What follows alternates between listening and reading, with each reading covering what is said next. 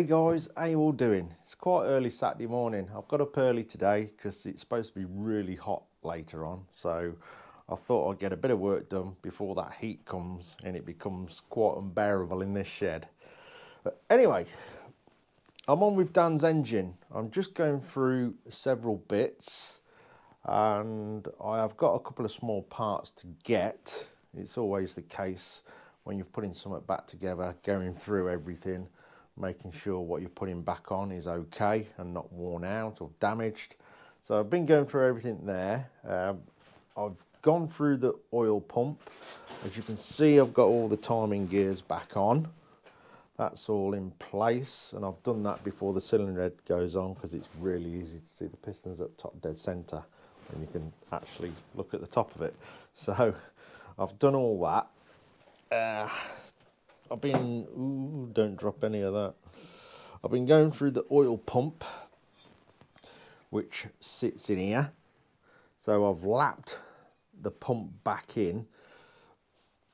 You know, you normally have to do that when you're replacing everything, but I've done it anyway, just to make sure the surfaces sit nice and flush with each other. So basically, where's the tool so I can show you?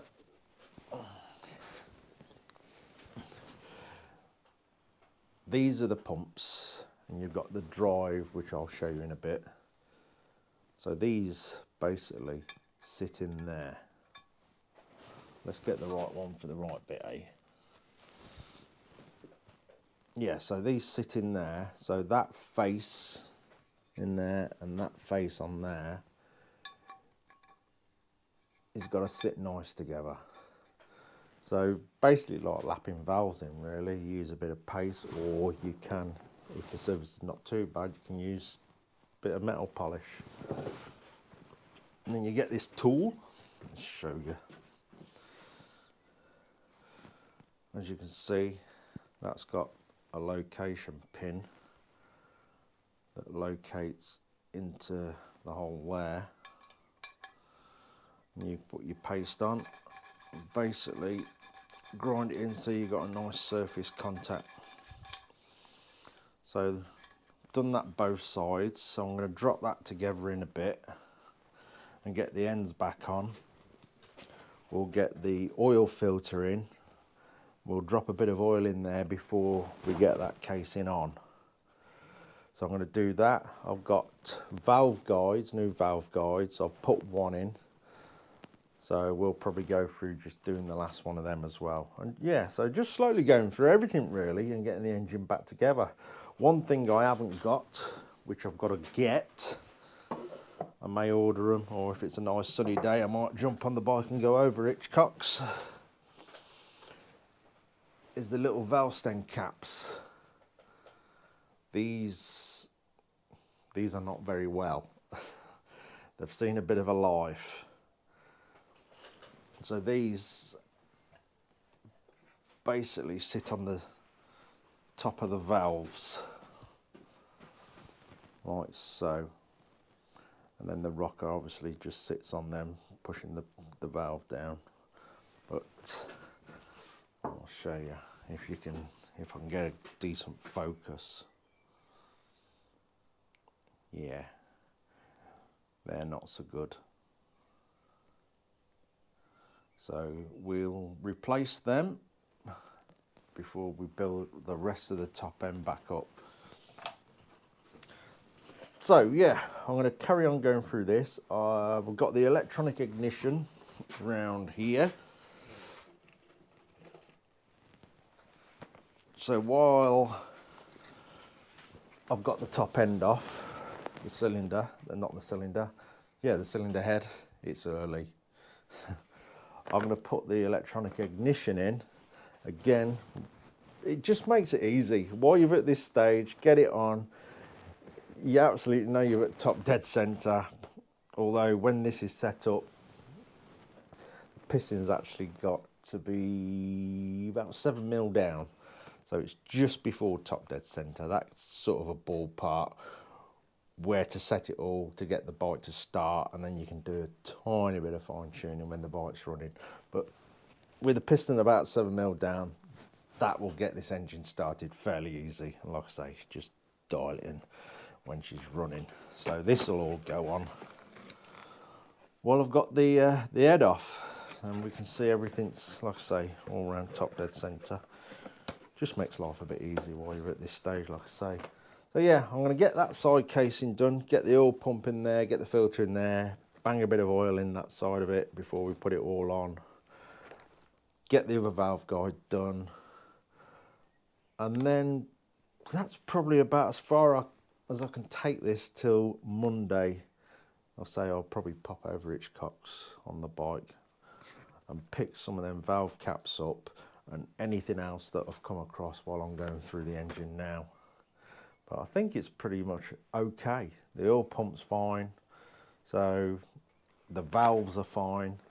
I've changed the guides, just, you know, just to be on the safe side really. They didn't seem worn, but I've changed them. We know they're going to be good.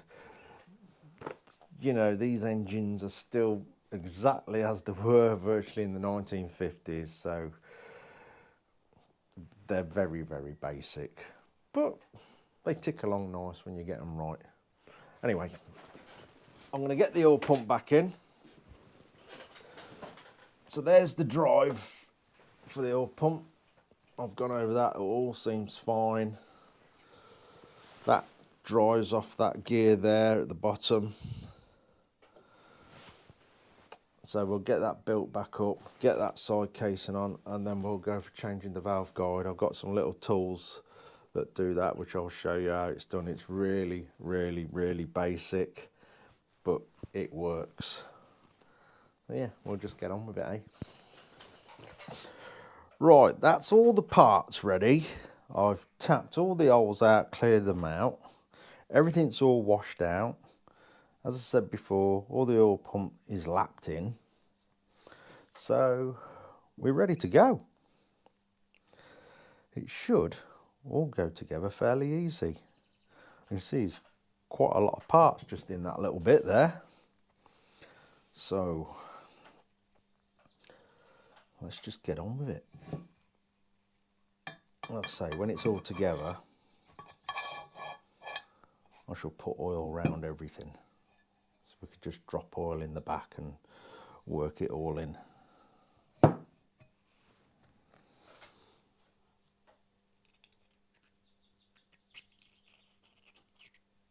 I'll perhaps put a bit of oil on these as we go together, these bits.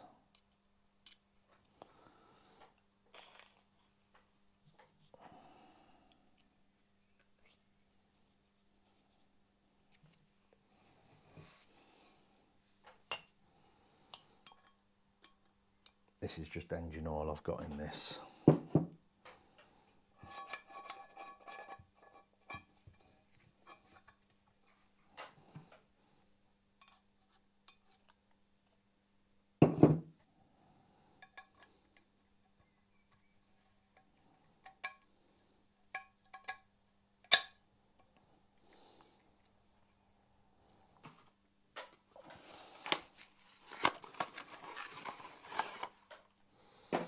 Just use a tiny bit of this jointing compound, just a tiny smear on everything.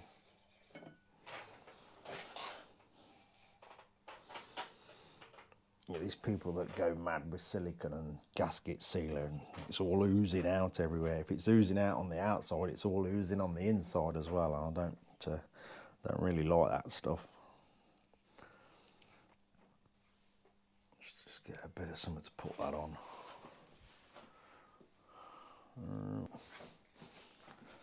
That'll do.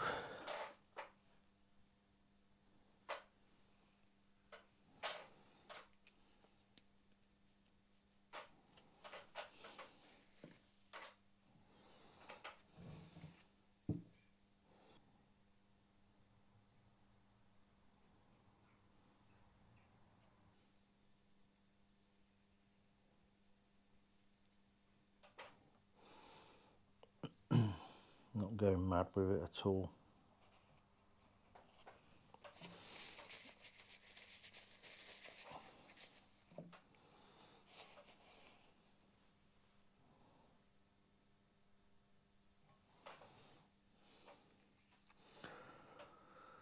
So then on there goes a spring and that little mushroom bit there, which sits in the end cap.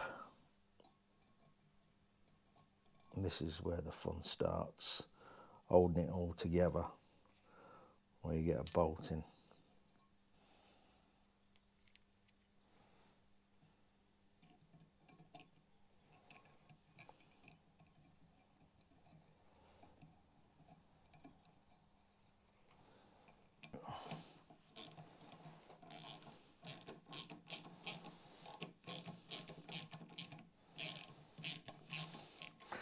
Yeah, so I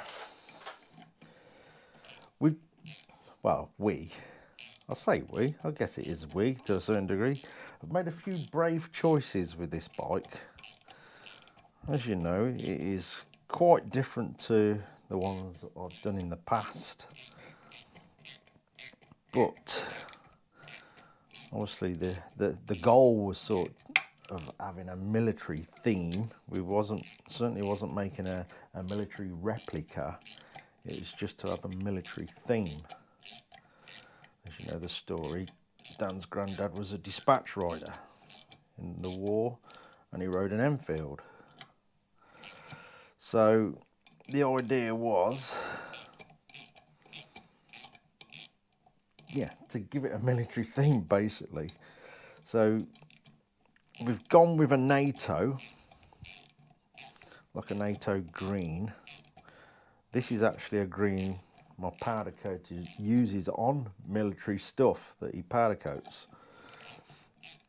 But the brave decision is to have a gloss finish on it. So it's been done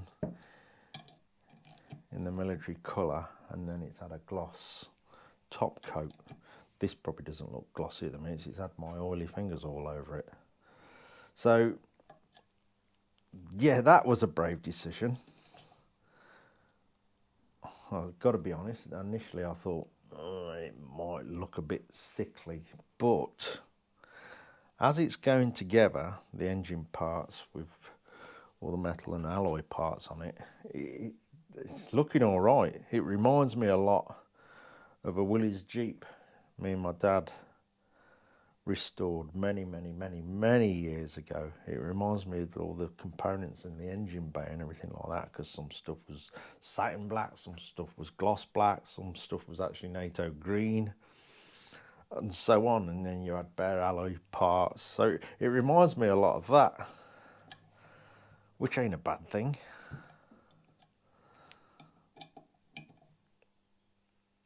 But as the bike comes together, you'll see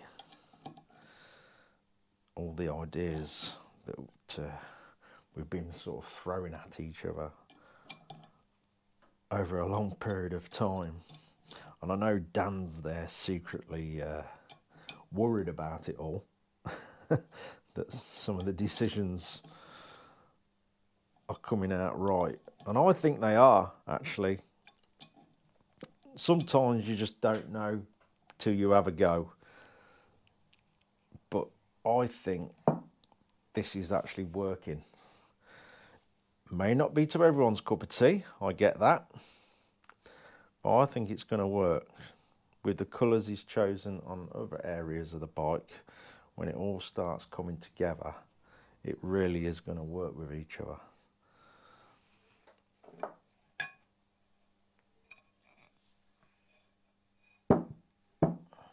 This gasket stuff stinks, and it is proper sticky.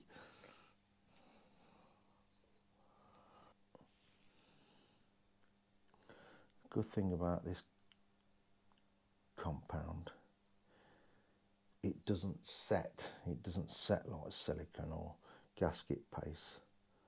So if you find that something ain't gone quite right and you've got to take a casing back off, you can actually do it without ripping the gasket to shreds.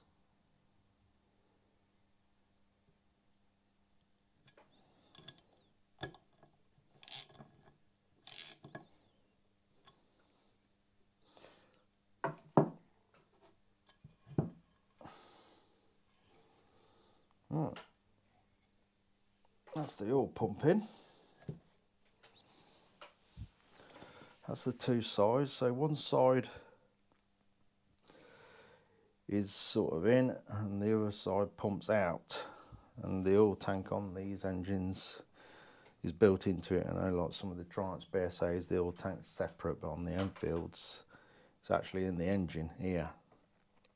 Hence why I sort of built a dummy oil tank for the bobbers, which we sort of shove all the electrics in. Just it looks better with something there. Right, that's that done. Now, filter.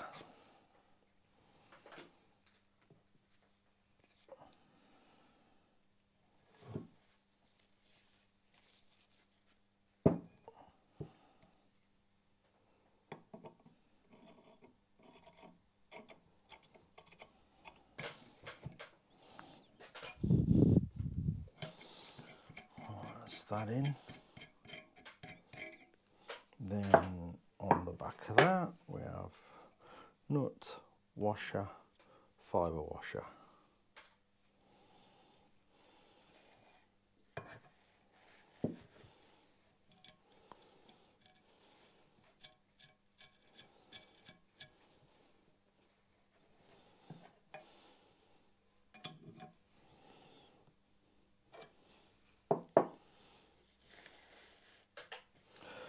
Right, next is filter.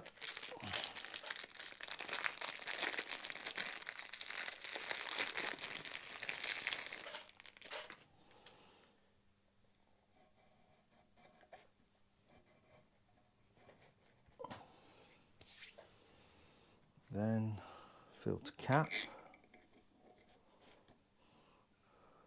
Then fibre washer. Next washer, then spring,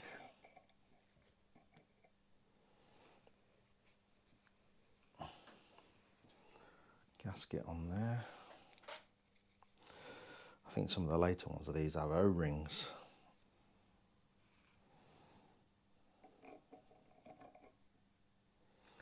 Right, then on there, fibre washer, normal washer and nut.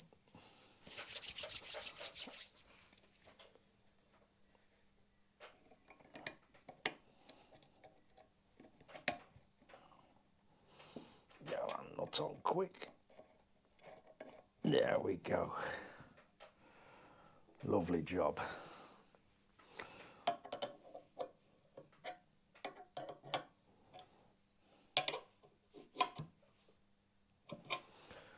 And then we have it. So before we put it on there, we will fill the oil filter right up with oil and squeeze it on. As you'll see when we go to put this on, obviously you got this drive here and this worm drive here. You have to sort of rotate the engine and tap this casing on, and you'll feel it sort of easily sort of go home and mate up. Don't just bang it on because it tends to strip these, and then that can sit in the wrong place, and as soon as you fire the bike up, it'll just rip these gears clean off. So you've got to be very careful putting these on to mate them up properly. Right, I'm ready to put that on now. I've actually had a couple of visitors, so I'm trying to pick up where I left off because this is about 2 hours later. Right, I've put a bit of jointing compound on here, just a real thin smear of it. It's more to help me hold the gasket than anything. So hopefully this will go on fairly easy and we can get it bolted up.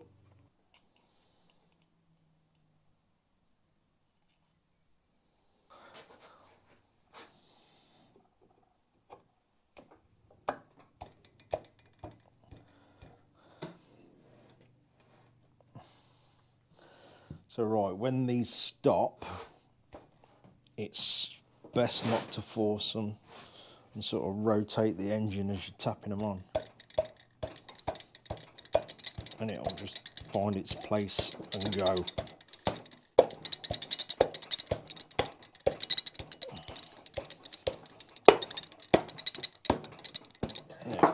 There we go. Right, let's get some bolts in.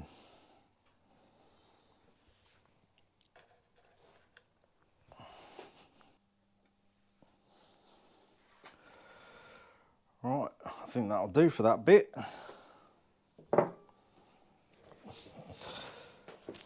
Right, I'm only going to do a few more jobs, any small jobs.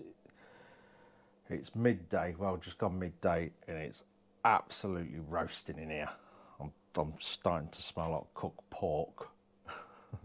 Something to do with being fat. So I'm just going to rest this in place, see what it looks like. I'm going to get the valve guide out of that head, so I've already done the other one, put the other one in.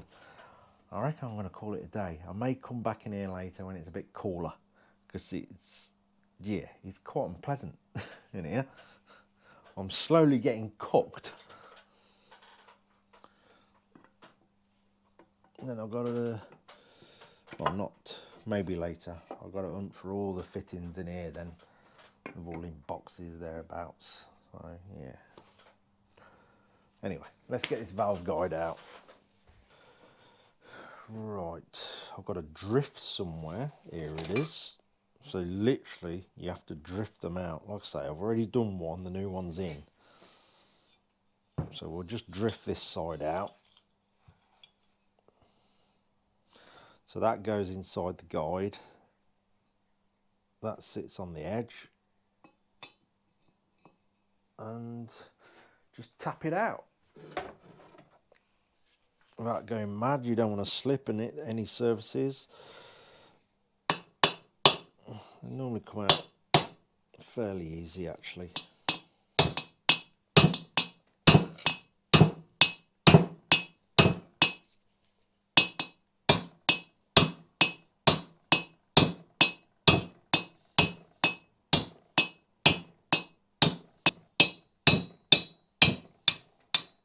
There we go.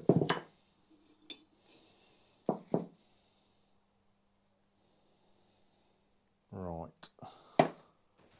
New one in.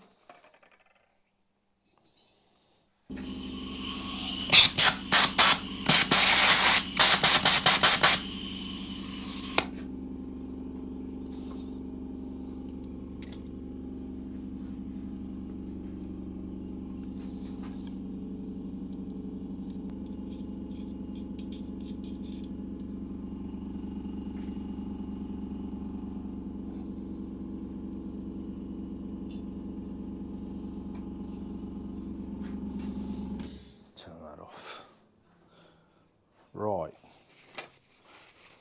Where's my other bits? There's one bit. So that sits on the seat of the valve seat. Push that through. So that's basically like so.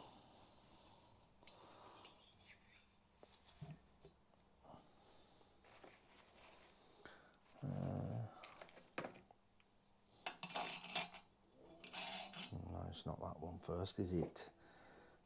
Where's that one gone? There it is. So that sits over the lip of the valve guide. Put that one on as well.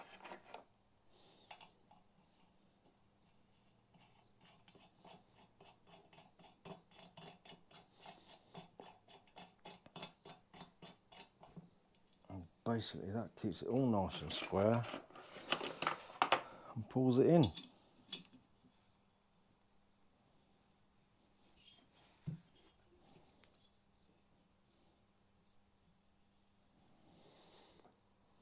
And just taking my time, keeping an eye on things.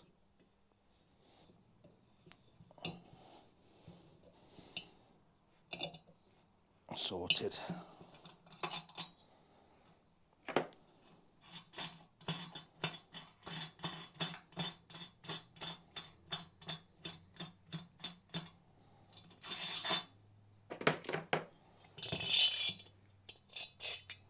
There we go. And it's in. So there we are, that'll do me for a bit. I've got to obviously get the valves in and do the old bit of the old grinding in. Got to get all the fixings and fittings for this. Then we'll get everything back in here, the clutch and everything else. Obviously we'll get the top end on. I think I showed you earlier, I've got to get them little valve caps that are worn out, so I've got to replace them. But it's moving along. It'd be nice when all this is together, and then we can get this in the frame, and then it'll really start taking shape. I'm looking forward to doing that bit actually. I have no clue what the green looks like on camera, but I can assure you I am actually quite happy with it. It's, I say, there's been a bit of gambling with this bike with, you know, with colours and things, and honestly I think it's paid off. One being obviously the NATO green, the military green, making it gloss. I was a bit like that with that, but surprisingly it looks good. I think when everything else is on it, when the engine's all starting to come together and we've got the different colours on, we're getting the brass fittings on and the wheels and stainless spokes and things like that, it will really look good. I say it's slightly different compared to the other ones that I've done in the past, and it's nice actually that one is completely different to all the others. It really is.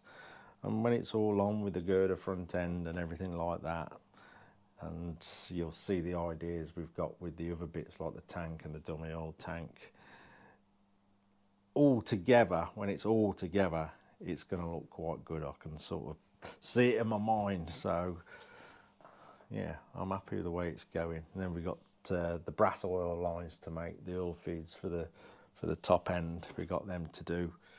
So next couple of days, I say next couple of days, it's Saturday now, so I think I'll go to Hitchcock's on Monday, and whatever I ain't got I will get, so this engine can be completely completed and in one piece.